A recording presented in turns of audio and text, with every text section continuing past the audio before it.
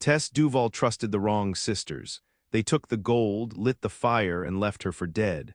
But the prairie didn't bury her, and now she's coming back with flame in her eyes. The wind howled like a banshee, carrying whispers of the Scarlet Thorns across the dusty plains. They were a legend, a nightmare whispered in saloons from Texas to Montana. A band of women, beautiful and deadly, who robbed trains with a boldness that made seasoned outlaws tremble. And Tess Duvall, with her sharp eyes and even sharper wit, was one of their most valuable members. Tess wasn't born an outlaw.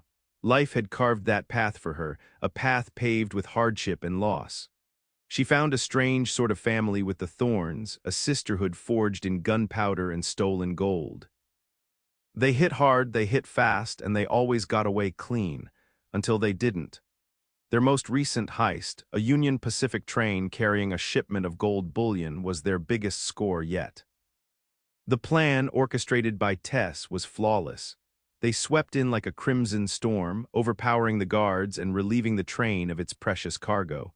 Celebrations were loud and joyous. It seemed they were untouchable. Little did Tess know, the bonds of sisterhood were about to be shattered in the cruelest way imaginable. The betrayal came swift and brutal. As the campfire crackled, casting dancing shadows on their faces, a chill ran down Tess's spine. It wasn't the cold night air, it was the look in Sadie's eyes, Sadie, her supposed friend, the leader of the Thorns. Before Tess could react, strong hands grabbed her. Ropes bit into her wrists and ankles. She struggled, but it was no use. They were too many, their faces hardened with a resolve she couldn't understand. Sadie stepped forward, her expression unreadable. "This ain't personal, Tess," Sadie said, her voice devoid of emotion. "It's just business." Tess spat in her face. "Business after all we've done." Sadie wiped her cheek with the back of her hand. "You got too ambitious, Tess, too smart, we can't have that." They dragged her to a barren patch of ground. A thick wooden stake had already been driven into the earth. They bound her tightly against it, the rough wood scraping against her skin. The flames of the campfire seemed to dance with anticipation. Then they set the prairie ablaze. Torches were thrown into the dry grass, and the fire began to spread with terrifying speed. The heat was intense, the smoke choking. As the flames grew closer, Tess saw the faces of the Scarlet Thorns silhouetted against the inferno, their eyes glinting with something she couldn't quite decipher. Fear, perhaps, or maybe just cold calculation. Then darkness. Darkness wasn't the end. It was a prelude to agony. Tess awoke to a world of searing pain. Her skin felt like it was melting, her lungs burned with each ragged breath. The prairie was a smoldering wasteland, the air thick with the stench of ash and death. She was alive, but barely. The ropes had burned away, leaving raw welts on her wrists and ankles. She collapsed against the charred remains of the stake, her body trembling uncontrollably. The sun beat down mercilessly, turning the already unbearable heat into an inferno. Thirst clawed at her throat, days blurred into nights. Tess crawled inch by agonizing inch towards a distant glimmer of hope, a thin ribbon of water snaking through the scorched earth. She drank deeply, the cool liquid a temporary balm on her ravaged body. She found berries, roots, anything to keep herself alive. The fire had taken more than just her skin. It had stolen her face, leaving behind a mask of scars. Her once vibrant hair was singed and brittle. But it hadn't taken her spirit. The fire had forged something new within her, a burning desire for revenge, hotter and more relentless than the flames that had tried to consume her. She would live, she would heal, and she would make them pay. Every single one of them. Tess Duvall was gone. In her place stood a woman named Seraphina, forged in the fires of betrayal and fueled by vengeance. She found an old, broken-down mare at a deserted ranch, a creature as scarred and resilient as herself. She named her Shadow, and together they became a haunting silhouette against the setting sun. Seraphina's face was a roadmap of pain. The left side was a mass of puckered, angry scars that pulled at her eye, giving her a perpetual, unsettling glare.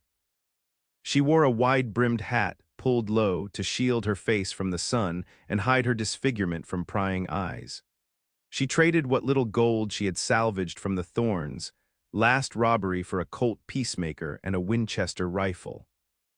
She learned to shoot again, her hands steady despite the tremors that still racked her body. Each shot was a promise, a whispered vow of retribution.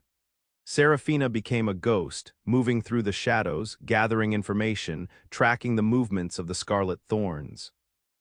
She learned their habits, their weaknesses, their new hideouts. She was patient, methodical. She would not rush. She would savor every moment of their suffering.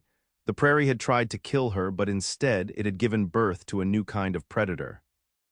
A predator with nothing to lose and everything to gain. Revenge was her only purpose now. Serafina knew she had to start slow, pick off the weakest link, the one most likely to break under pressure. That led her to Clara, a nervous young woman who had joined the Thorns more out of desperation than malice.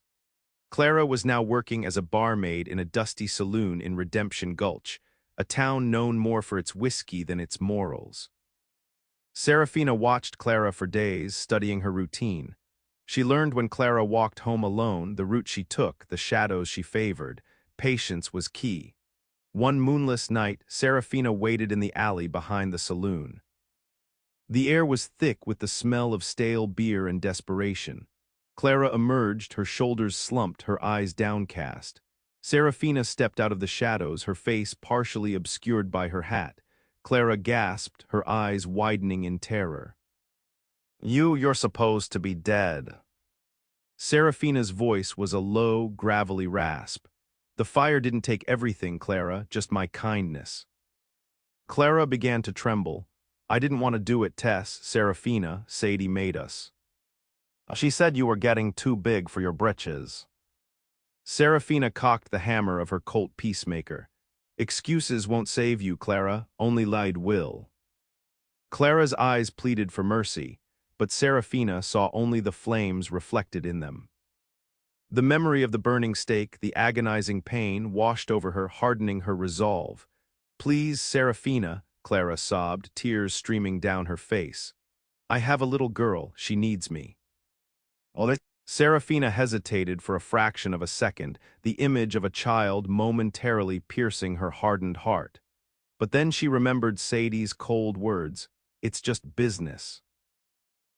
"You should have thought of that before you tied me to that stake," Serafina said, her voice devoid of emotion.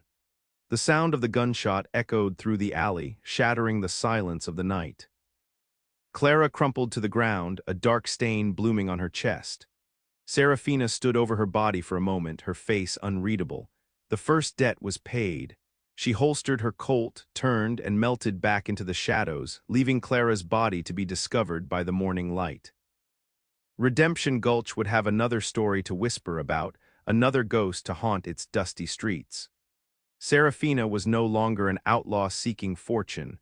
She was an avenging angel, delivering justice one bullet at a time. The hunt had begun, and it wouldn't end until every member of the Scarlet Thorns had answered for their sins. The next few weeks were a blur of travel and tracking.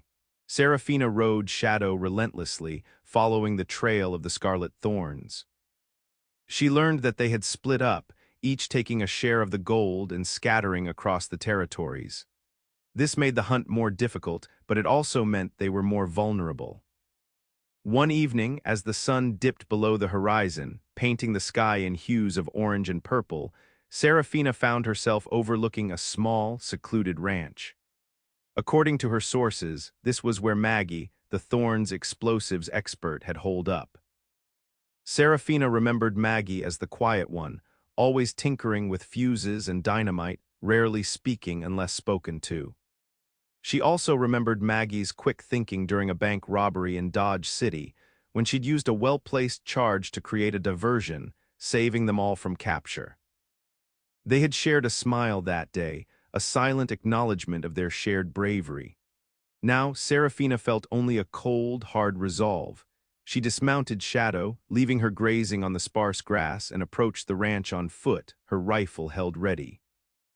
A single light flickered in the window. It was time for another debt to be paid. But this time, doubt gnawed at her, a faint echo of the camaraderie they once shared. The sun beat down on Dodge City that day, the air thick with dust and the promise of violence. The First National Bank loomed before them, a fortress of brick and steel. Serafina, then Tess, felt a surge of adrenaline as she adjusted her mask. "Ready, Maggie?" she asked, her voice barely audible above the pounding of her heart. Maggie, her face smudged with soot, simply nodded, a spark of excitement in her usually quiet eyes.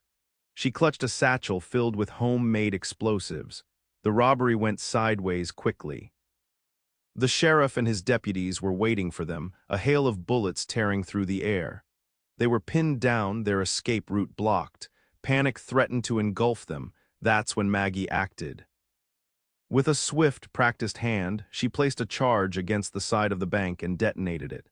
The explosion rocked the street, creating a cloud of dust and debris. In the chaos, they made their escape. Later, huddled in a safe house, Tess turned to Maggie, a grateful smile on her face. "You saved our necks back there, Maggie, thanks."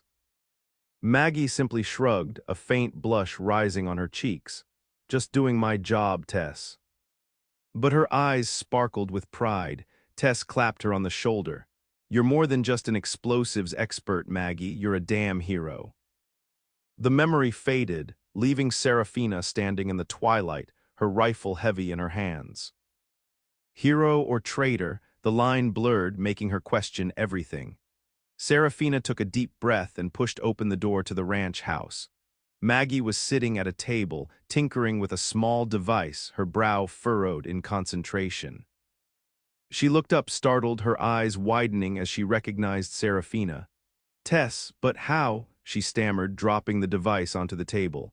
"Serafina," she corrected, her voice cold. "And the fire didn't finish the job, thanks to you and your friends." Maggie stood up, her hands trembling. "I didn't want to, Tess. Sadie threatened me. She said if I didn't go along with it, she'd hurt my family." "Oh, that family?" Serafina scoffed. "And what about our family, the Scarlet Thorns? We were supposed to be sisters." "It was Sadie," Maggie repeated, her voice pleading. "She was always jealous of you, Tess. You were smarter, faster, a better leader. She couldn't stand it. She said you were planning to take over the gang." Serafina's grip tightened on her rifle. "So, you believed her. You were willing to kill me based on Sadie's lies." Maggie stepped forward, tears welling up in her eyes. "Please, Tess, I'm begging you, don't do this." Serafina hesitated, the memory of their shared bravery warring with her desire for revenge. But then she thought of the burning stake, the agony, the betrayal. The scales tipped. This wasn't just about Sadie's jealousy anymore. It was about accountability. Every single one of them had made a choice, and now they had to face the consequences. The deaths of Clara and Maggie didn't go unnoticed. Sheriff Brody, a grizzled lawman with eyes that had seen too much, started to connect the dots. He remembered Tess Duvall, a sharp-eyed woman with a quick wit and an even quicker draw. He'd always had a soft spot for her, despite her chosen path. He hoped she would turn herself around. Brody had heard the rumors of the Scarlet Thorns' demise, the whispers of betrayal and a prairie fire. He'd even seen the charred remains of the stake, a grim testament to the violence that had unfolded. He'd assumed Tess was dead. But now 2 former members of the gang were dead, each killed with a single, precise shot. The killings had the mark of someone who knew what they were doing, someone with a score to settle. And Brody couldn't shake the feeling that Tess Duvall, or what was left of her, was somehow involved. He found a witness in Redemption Gulch who spoke of a scarred woman in a wide-brimmed hat, a woman who asked questions about Clara. The description matched the rumors he'd heard about the survivor of the prairie fire. Brody knew he had to act fast.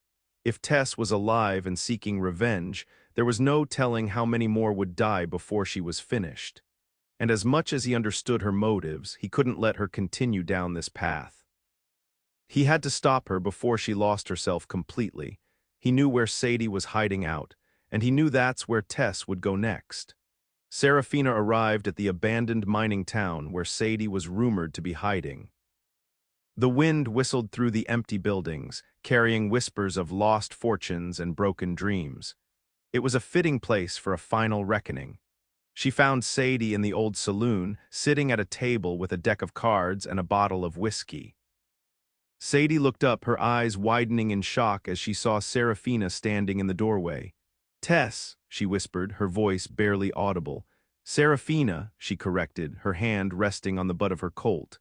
"It's time to settle our score." Sadie stood up, her expression hardening. "I knew you'd come. I always knew you were too stubborn to die." "You should have made sure," Serafina said, her voice cold and unforgiving. "I did what I had to do," Sadie replied, her eyes flashing with defiance. "You were getting too powerful, Tess. You were threatening everything I had built." "So you decided to burn me alive?" Serafina asked, her voice dripping with sarcasm. "It was business," Sadie repeated, her hand moving towards the gun holstered at her hip. "Just like you taught me." "This isn't business, Sadie," Serafina said, drawing her Colt. "This is personal." "You think this is about power?" Serafina asked, a flicker of confusion in her eyes. "This is about betrayal, Sadie, about leaving me to die." Sadie laughed, a harsh, brittle sound that echoed through the saloon. "Oh, Tess, you always were so naive. It was never just about power, it was about him." Serafina frowned, trying to understand. "Him? Who are you talking about?" "Jack," Sadie said, her voice softening slightly. "Jack Callahan. Remember him, the gambler you ran off with, the one I loved?" Serafina's eyes widened in realization. Jack Callahan, a ghost from her past, a man she had loved and lost years ago, she had almost forgotten him. "You're telling me." "You tried to kill me because of Jack?" Serafina asked, incredulous. "He was supposed to be mine," Sadie said, her voice filled with bitterness. "But you stole him away, and then after he died you just moved on like he was nothing."